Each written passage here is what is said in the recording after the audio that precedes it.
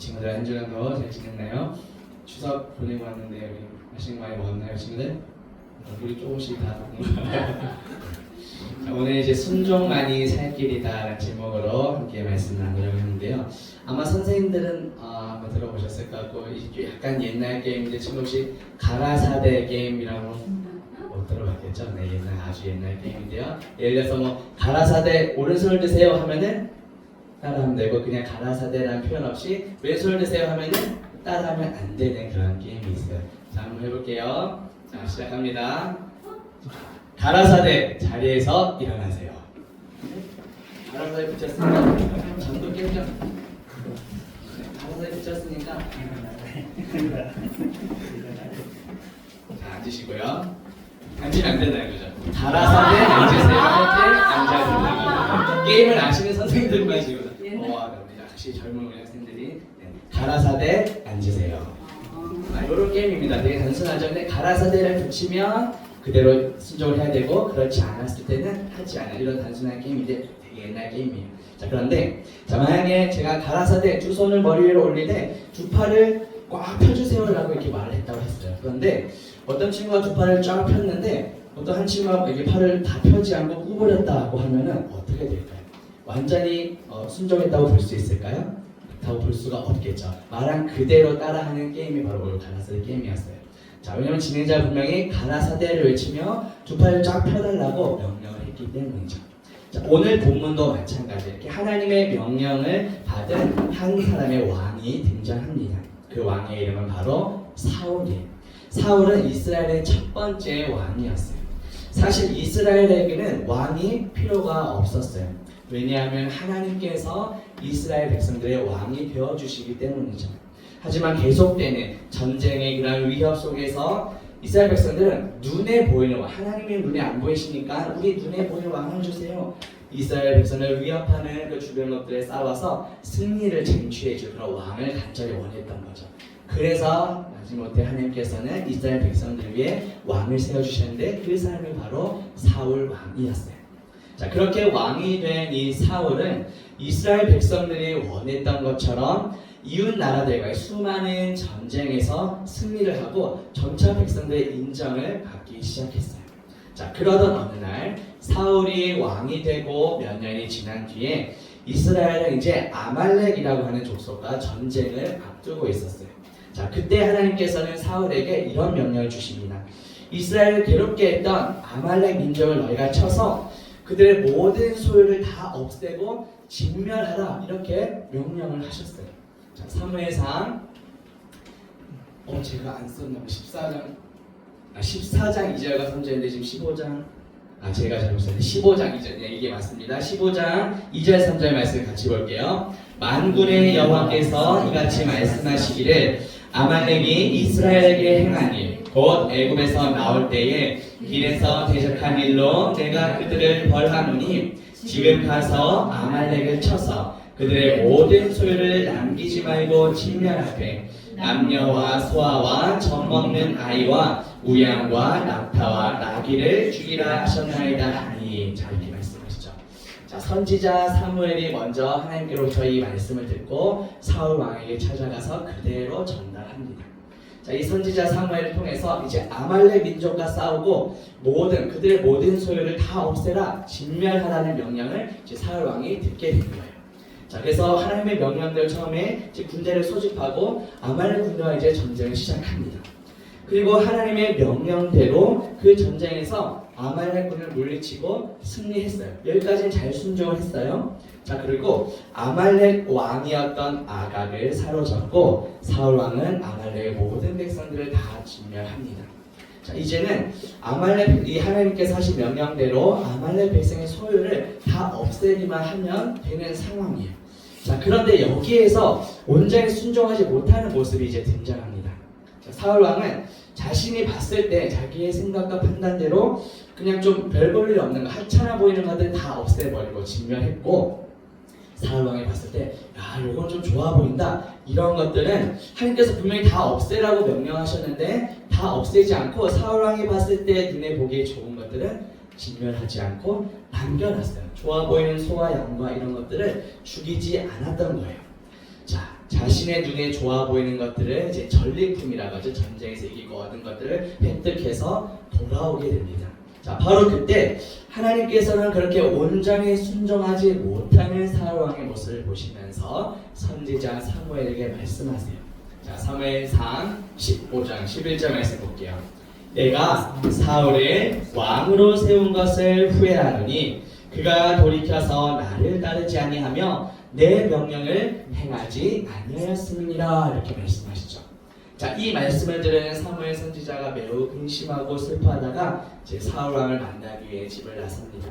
하나님께서 사울 왕의 어떤 모습 때문에 지금 선지자 사무엘에게 내가 왕 세운 것을 후회한다 이렇게 말씀하신 걸까요? 선지자 사무엘은 왜 이러한 하나님의 말씀을 듣고 매우 근심하며 또 슬퍼했을까요?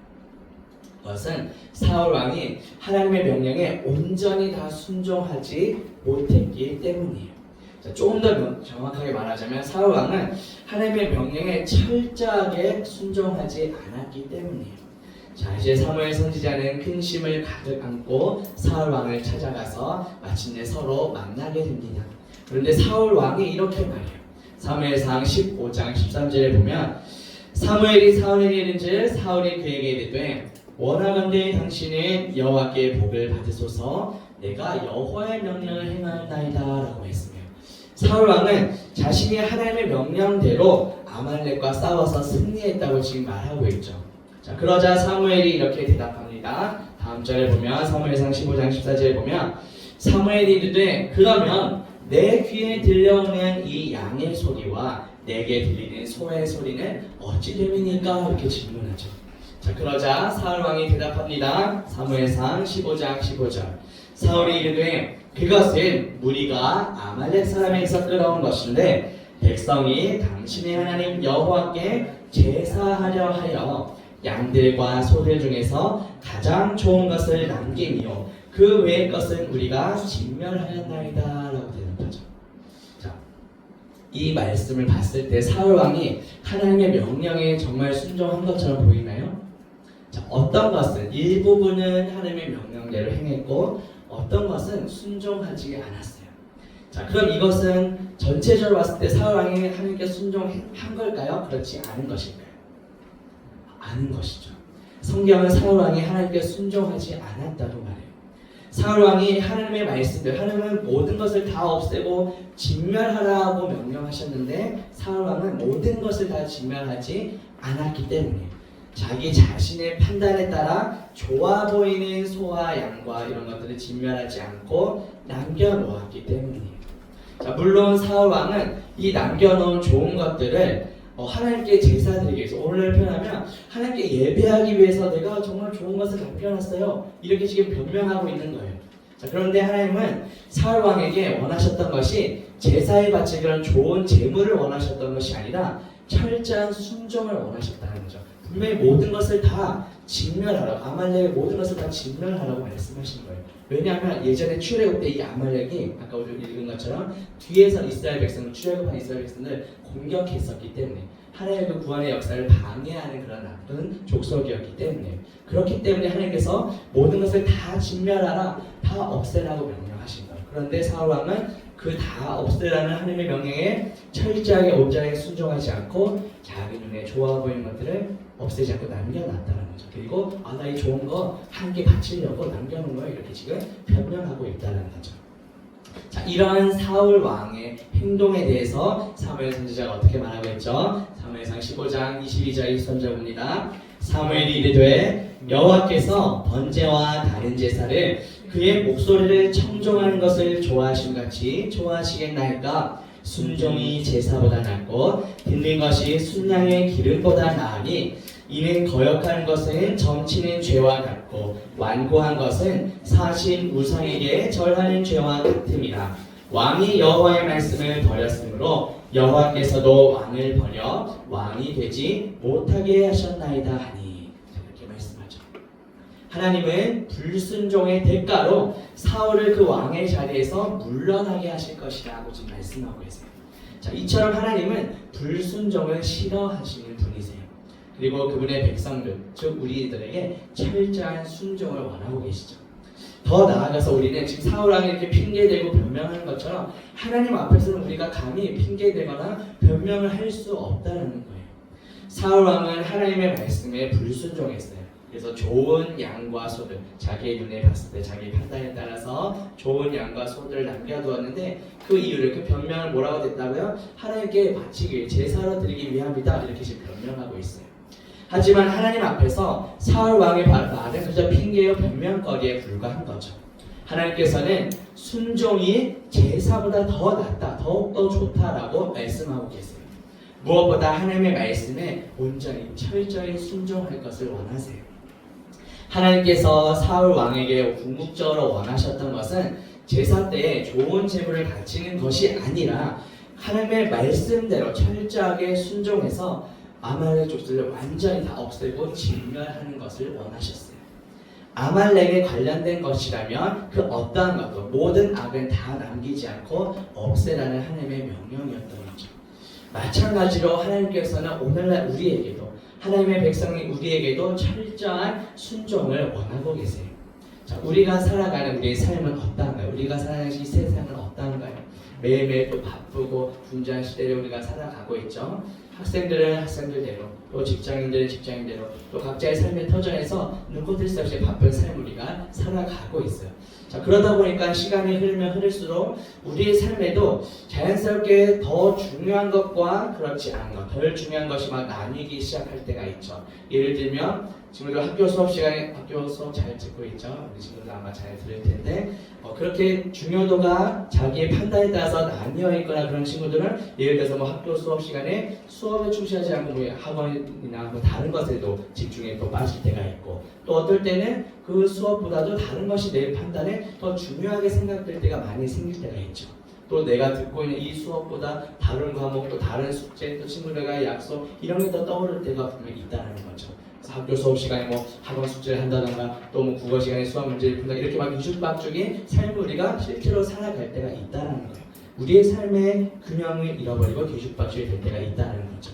자, 그런데 일상 속에서의 그런 균형을 잃어버린 모습이 우리의 신앙생활에도 좋지 않은 영향을 끼칠 때가 있다는 거예요.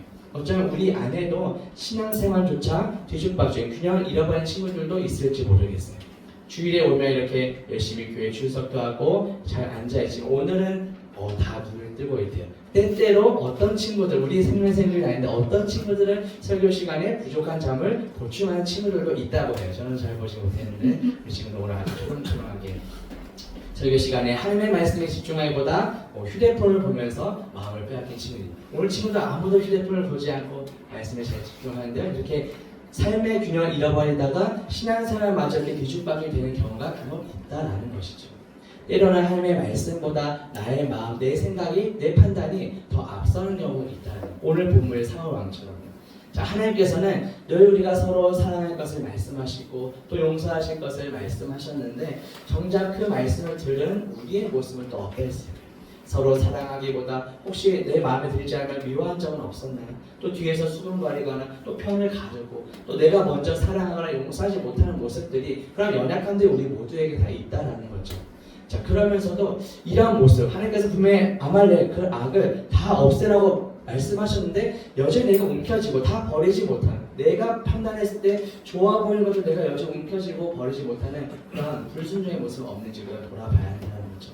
하나님께서는 우리의 겉모습뿐만 아니라 우리를 창조하신 분이시기 때문에 우리의 속마음, 우리의 중심까지도 다 보시는 분이세요. 우리가 사랑하는 척, 이따 공과 시간도 나눠볼 텐데요, 뭐뭐 하는 척, 사랑하는 척, 섬기는 척, 봉사하는 척 하는 것들 우리 속마음을 다 알고 계신다는 거죠.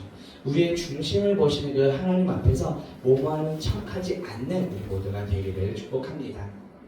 사랑하는 우리 친구들, 요즘 하루하루의 삶이 어떤가요, 우리 친구들? 하나님의 말씀 따라 그 말씀대로 정말 순종하며 살아가고 있나요?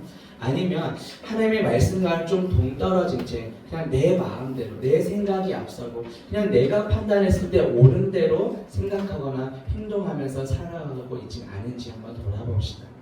우리의 모습이 하나님의 말씀 앞에 비추어 봤을 때 온전히 순종하지 못했던 이런 사울 왕의 모습과 같지 않기를 소망합니다. 더 나아가서 혹시라도 우리 안에 이런 사울왕과 같은 마음이 있었다면 속히 우리가 회개하고, 회개는 죄악된 잘못된 길로 가는 것을 돌이켜서 예수 그리스도를 다시 돌아오는 것이 진정한 회개입니다. 철저하게 순종하는 우리 모두가 되기를 소망합니다. 왜냐하면 하나님께서는 그 무엇보다 오늘 순종이 제사보다 더 낫다고 말씀하시죠. 철저한 순종을 하나님의 백성인 우리에게 원하고 계세요. 자, 그리고 더 나아가서 그의 말씀에 순종하는 자들에게 영원한 복을 또 더해 주시는 분이세요. 자, 물론 철저한 순종에는 우리가 애쓰고 노력하는 것도 물론 필요하겠지만 궁극적으로 하나님의 은혜가 또한 필요해요. 마지막 성경 구절인데 우리 같이 한번 읽어볼까요? 빌립보서 2장 8절입니다. 사람의 모양으로 나타나사 자기를 낮추시고 죽기까지 복종하셨으니 곧 십자가에 죽으시리라. 하나님의 아들이신 예수님께서는 하나님 아버지의 뜻에 복종하시고 순종하셔서 우리 죄를 대신해서 죽기까지, 십자가에서 죽기까지 복종하셨다는 거죠. 그 순종 덕분에 우리 모두가 구원을 받게 된 거예요. 따라서 우리가 해야 될 것은 내 힘으로, 내 노력으로는 온전한 순종을 사실 할 수가 없죠. 우리 위해 십자가에서 죽기까지 복종하신 순종의 모델, 본이 되신 그 예수 그리스도의 그 십자가 희생을 기억하면서 그 예수님의 모습을 담기를 우리가 배워야 한다는 겁니다. 그렇게 할 때 하나님의 말씀의 그 능력이 우리 안에서 정말 큰 일을 이루어 가실 줄로 믿습니다.